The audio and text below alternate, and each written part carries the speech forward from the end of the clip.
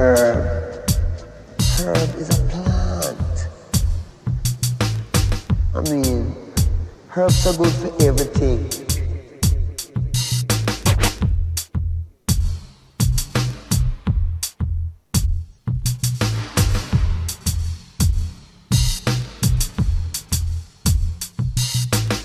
Herb.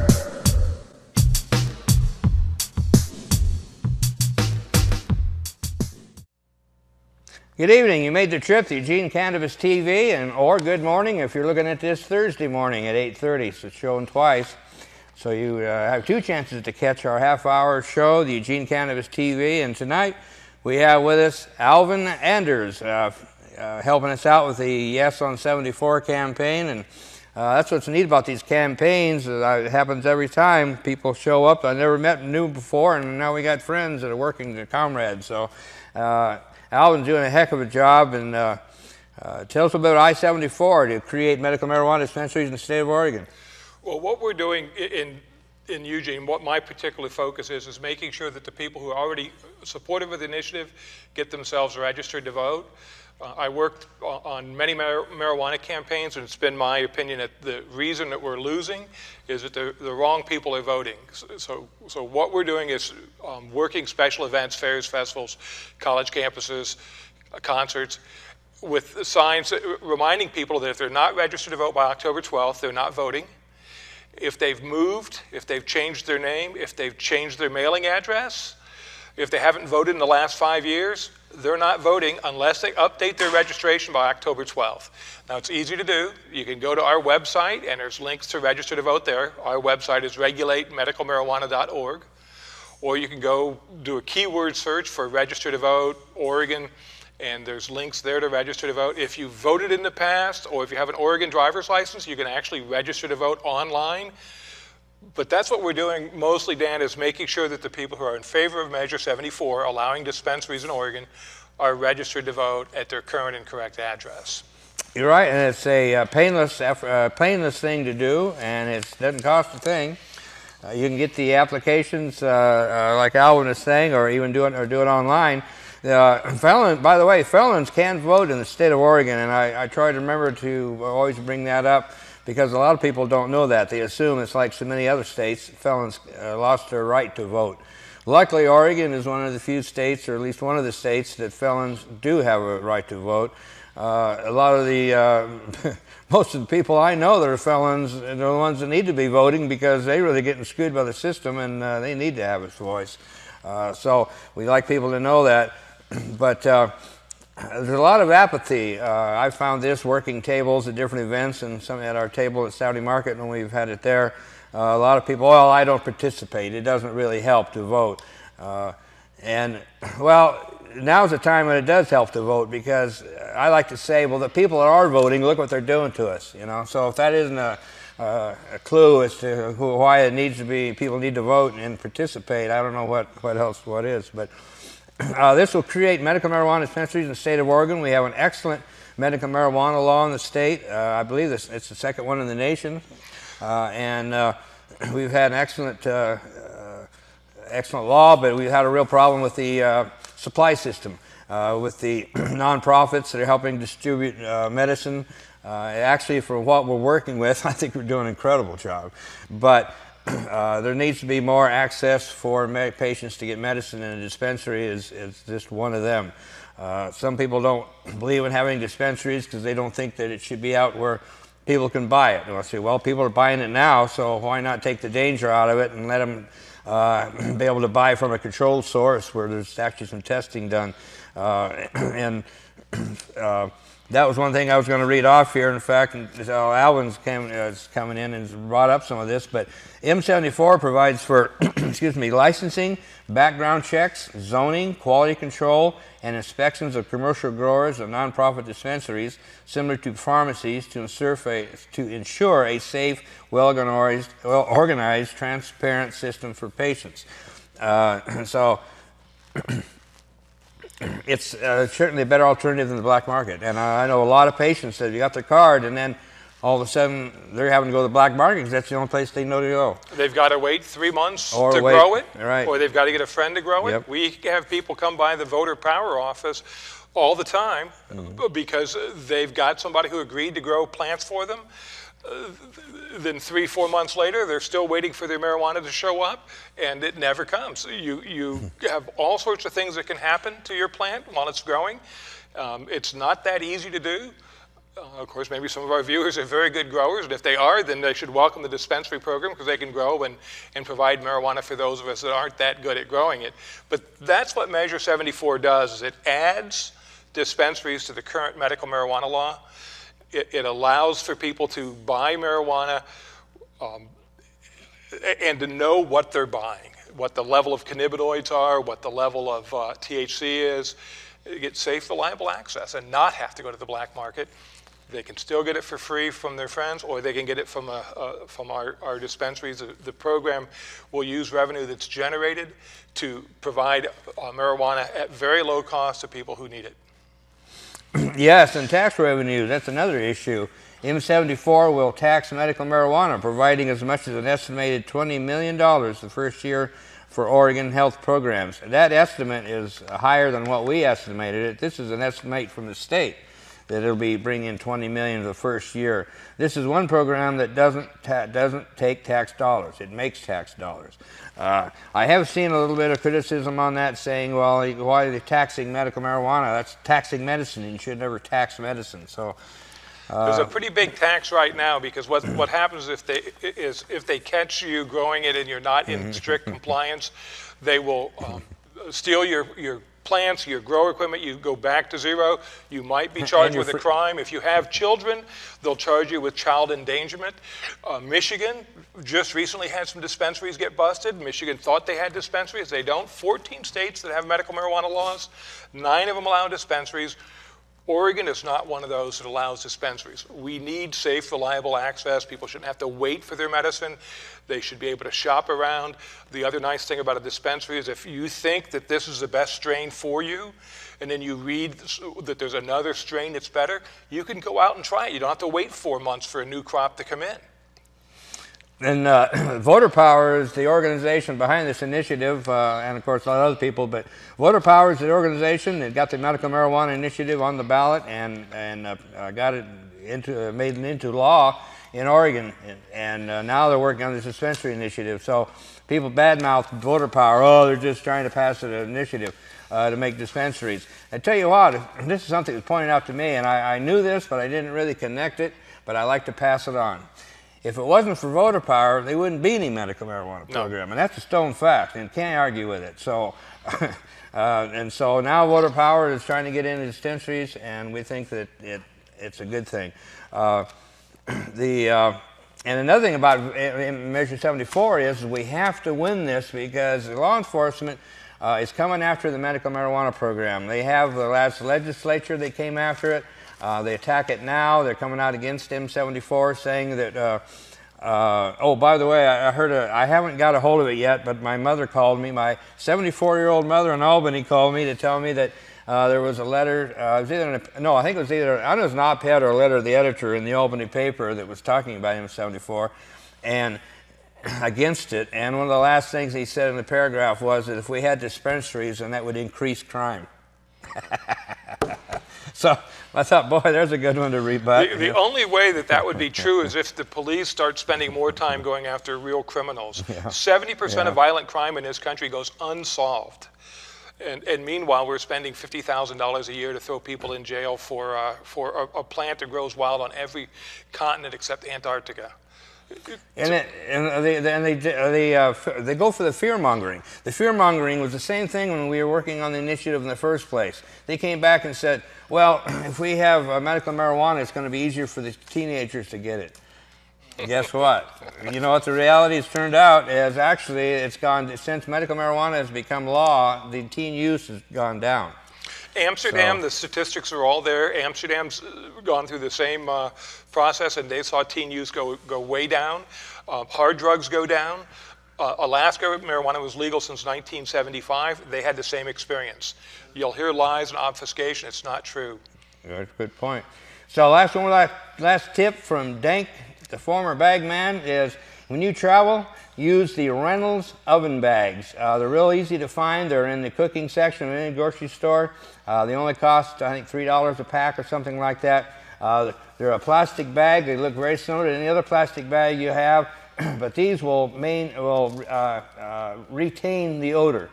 You put your medicine inside one of these and give it a couple of twists, and you're not gonna, your car won't stink up like a skunk running loose in there, you know. So I like to pass that on because law enforcement is out to get us. This is a war on drugs. This is a war on us, and they're using every chance they get. Burned out headlight, burned out tail light, license plate light, to pull you over, and if they smell marijuana, it's happened to me twice. Luckily, I have a card, so I had the antidote. I had my caregiver card, and he just smiled and walked away. But anyway, if you're going to transport, this is the way to go, so remember that. So thanks so much for Alvin Anders coming in, and we appreciate it seemed like you were just here. It seemed like deja vu all over again. So we're out of here, and we'll be back in another segment. Thanks a lot. We're gone. Do you suffer from fear of losing your election? Are you terrified that voters will discover you've done nothing to improve their lives? Maybe it's time you talk to your spin doctor about Incarcerex. In clinical trials, Incarcerex has been shown effective at reducing election-related anxieties by making voters think you're doing something about the drug problem. It's simplistic and fast-acting. If your problems continue or get worse, you can always double or triple your dose of Incarcerex. Whether it's addiction, therapeutic use, or just casual use, there's an Incarcerex plan for every American. Best of all, taxpayers, not you, will foot the bill. So talk to your spin doctor about Incarcerex today. Common side effects include loss of civil liberties, police corruption, racial injustice, increased terrorism, spread of HIV and AIDS, and violent crime. Bloated prisons are also a common side effect. Stop taking Incarcerex if bloating lasts longer than 20 years. If you're trying to balance the budget, keep families together, or protect human rights, Incarcerex may not be right for you. Do not mix Incarcerex with the Constitution or common sense. So start taking Incarcerex and keep pretending you're doing something about the drug problem.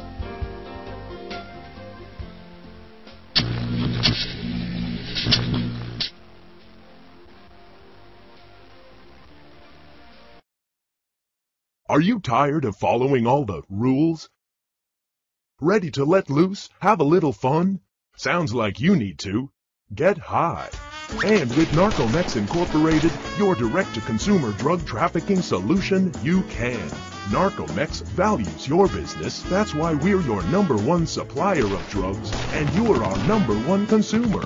These billions can't be wrong. We work hard for your business and have killed not 1, not 2, but 3 Mexican police and 2 journalists just to keep you high with that very joint. Why, our commitment to keeping you supplied has killed over 17,000 people right next door. Traffickers, soldiers, journalists, prosecutors, you name it. We're that passionate about your business. We've even begun to destroy some of your favorite tropical beach destinations. Because if you smoke enough at home, you don't even need a beach. But don't legalize it or grow it at home. Let us do the work for you. Sure, consumers boycotted evil companies, but there's no need to boycott Narcomex Incorporated, your direct-to-consumer drug trafficking solution, also offering heroin, meth, and cocaine.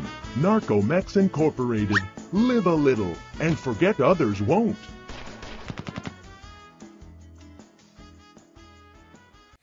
Hi, this is Reverend Will.I.am Winkett coming to you from Eugene, Oregon, the TV stations of Channel 29 behind Sheldon High School. And I'm here with my friend Steve Gelman, who is a person who is trying to save his own life. Steve? I have stage 4 hypopharyngeal carcinoma, which is neck cancer, and I've had it for the last 2 years. My wife and I went down to Ecuador for treatment at a clinic in Guayaquil, Ecuador, and I was treated with therapeutic grade essential oils, frankincense and balsam fir and different oils, and it brought the tumors to a halt, but I couldn't stay there, and it was very, very expensive. Over the last 2 years, we've spent enough to buy a really nice house in Eugene, We didn't buy the house. We spent it on my cancer. So Steve, in the process of doing this now, you've also gone to Reno, Nevada. And what was that about, trying to find a solution here, something to help you out? I went to a clinic in Reno, Nevada, and Reno has some of the highest alternative clinics in the country. I went there to get treated with a homeopathic anti-cancer agent called salicinium. I went to the Gerber Medical Clinic in Reno. It was a wonderful experience. I learned a lot about cancer, about my cancer. I learned a lot about the industry around cancer. And the most exciting thing that happened there was that the Dr. Michael Gerber and his wife brought me an article which was from High Times about Rick Simpson. And since then, I have grown my own crop. And after getting your medical card, right, Steve? Yes, absolutely. And I suggest to everyone, get a medical card. I believe that everyone who uses this herb is using it for a medicinal purpose. Whether they know it or not. Whether they know it or not. Now see, one of the things I really appreciate about Steve coming here is that it seems like a lot of people have a hard time with the idea of trying to visualize in their own head a scenario where somebody is really having a medical problem. They think we're all just sitting around getting stoned, having fun. As you can see from Steve's neck on both sides, the man has a problem with tumors. And that at this point in time, there's nothing in the regular medical community that can help him. So why is it that the federal government decides to stand in the way of us doing research? If we want to use ourselves as guinea pigs in order to see whether or not this will help and benefit mankind, I want to know why the federal government feels that they have a right to stand in our way when they experiment on people every day with the Food and Drug Administration going out there and telling people, you can use this medicine to take care of this problem, and what might develop is your liver's going to shut down, your heart might stop, any of these other things. How is that any different than us having a medicine that they say is harmful? How can it be more harmful than dying or having your kidneys shut down or your liver shut down? So in this process, one of the things that Steve has kindly done is to bring us the actual remedy that we're hoping will work for him. The thing about this is that it takes a lot of medicine in order to make a little that you can use. For instance, this is the product of about 7 ounces of marijuana and really high-grade bud with crystals all over it, so sticky that you have to eat it off of your fingers after you're done pulling the plant apart. This is saving my life. I've been taking this since Sunday. Sunday I went to the emergency room at Riverbend. I was having trouble swallowing. I was having trouble taking my pills, my medicine, and since then, now I'm eating regularly. I'm eating and able to swallow, and I believe that it's this oil that I've been taking. Well, this is the only thing that's different other than what you've been doing, the regimen that you've been following. This is the only additive at this point in time that's making the difference, right? Yeah. For instance, you would not have been able to carry on this conversation with me without hurting on Sunday. No way. Right. No way. And now, in just a couple days here of doing this, and we're not able to follow Rick Simpson's guidelines because we don't have enough herb at this point in time to do that, which was basically to take a pound of pot and you get 2 ounces, I believe, of this kind of oil. And in that, they want you to do 60 days, 1 gram a day.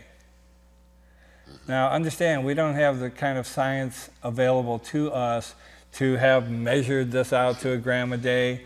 We don't have the kind of science available to us to know the kind that we're getting the CBDs. Like Steve mentioned, we don't know if we're getting the CBDs or if we're getting the THC because it's really hard with the different plants that we have available to us. There are 60 cannabinoids in this plant. We only know we only currently know about 2 of them, THC and CBD. And CBN is mentioned. We don't have a lab in town that can tell me what this is, what constituents this oil has in it. I need the CBD because that's the anti-cancer agent, and it's also the it puts me to sleep. One of the other things about this is that the Church of the Caring at this point in time has taken it upon themselves. I have a few plants that are growing for myself right now. One of my plants is going to Steve. Okay, bottom line, that's what's happening. I am doing what I can to set an example for all the growers out there that what we're saying is, you give us a plant, we will do what we can to turn it into oil at this point in time because we're trying to use the oil to research it and see whether or not, if we come back here in 60 days and this man is healed, understand that in this process, anyone out there who contributes a plant will be contributing to establishing a precedent that says right here, right now, we don't care whether or not the federal government, local government, whatever says that we can't do this. We're doing this because this man's dying and I'm not going to stand around and watch. Okay, that's not happening on my watch. Now understand this, with all the people that are out there growing, if every person was willing to give up a plant, understand, myself is the Church of the Caring, and we have another minister in town, his name is Dennis. If nobody else wants to take it on, the churches in this community should be rallying behind this, since the doctors don't have it together, to say to the federal government, you have no right when it comes to telling us about quality of life as far as health issues are concerned. You're not doctors, you're not scientists, you do not have a right to tell us that we cannot experiment on ourselves to make ourselves better.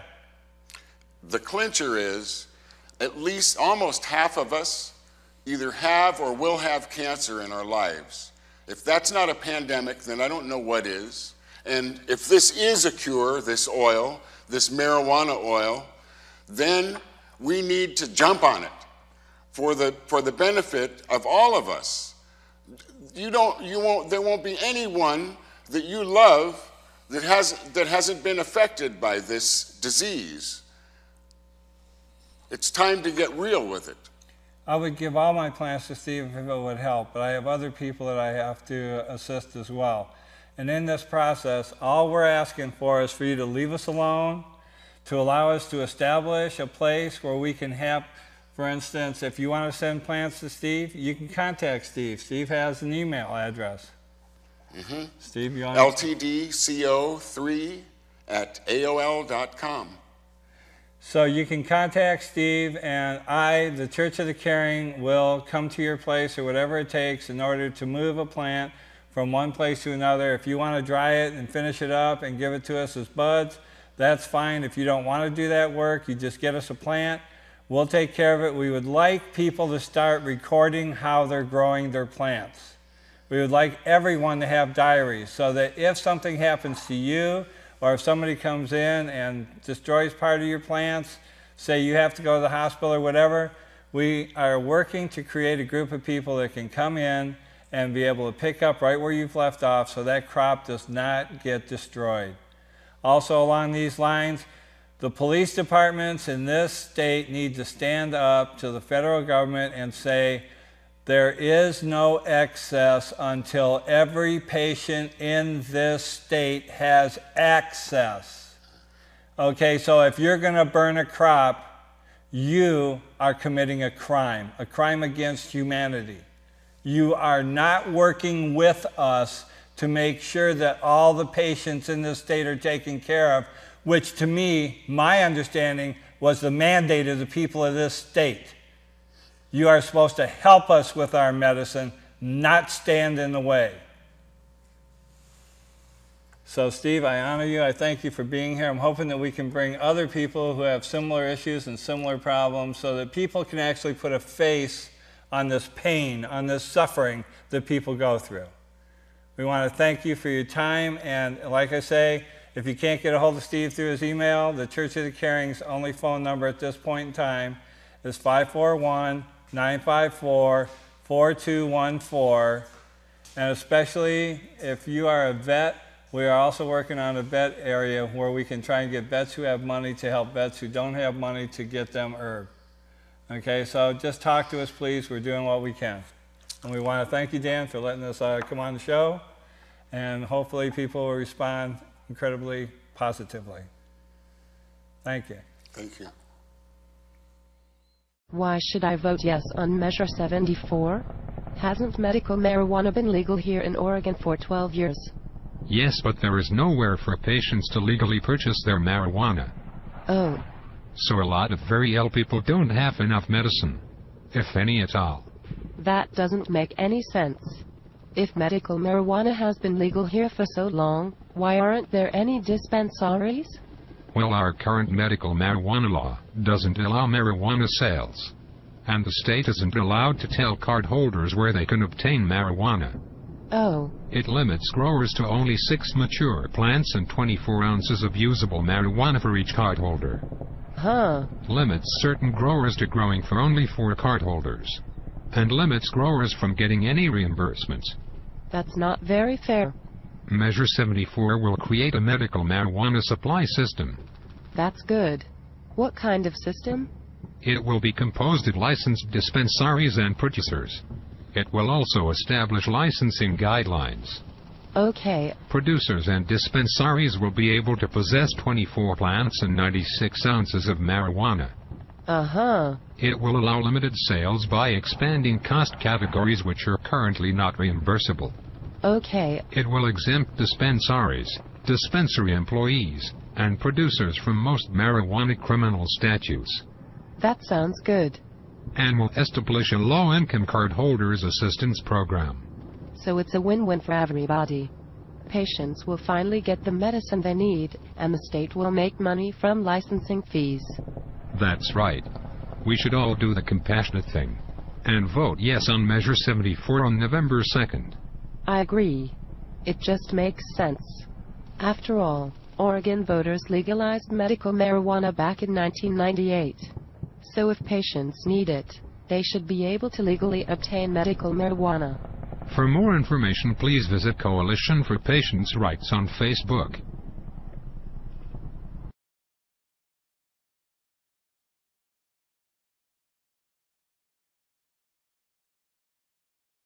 Governments and this and that. Why them say you must not use the herb? You see?